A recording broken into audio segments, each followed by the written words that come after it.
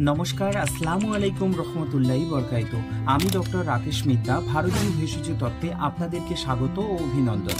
আজ আমরা খুব সাধারণ একটি উদ্ভিদ নিয়ে আলোচনা করব, যার গুণ একেবারেই অসাধারণ। এই গাছটিকে আমরা প্রায় প্রত্যেকেই সবজি হিসাবেই জেনে থাকি, যার নাম পেঁপে গাছ। গাছটির বৈজ্ঞানিক সম্ভবত নাম হলো ক্যারিকা পাপায়া। পেঁপে আমরা কাঁচা পাকা দুই রকম ভাবেই কিন্তু খেতে অভ্যস্ত।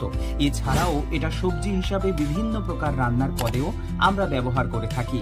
ক্যারিকা পাপায়া ফেস ওয়াশ ও সাবান আমরা বাজারে পাই, যা ত্বকের লাবণ্য বজায় রাখতে আমাদেরকে সাহায্য করে। এছাড়াও গাছটি ঔষধি গুণে সমৃদ্ধ। হোমিওপ্যাথিক ও আয়ুর্বেদিক জগতে এক মূল্যবান অমৃত ঔষধ হিসাবে সাক্ষাৎ ধন্বন্তরী চিকিৎসাকাল থেকেই ব্যবহৃত হয়ে আসছে।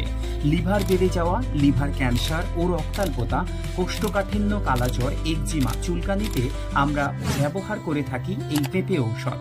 প্রায় প্রত্যেক হোমিওপ্যাথিক ঔষধ দোকানে ক্যারিকা পাপায়া ঔষধ কিনতে পাওয়া যায়।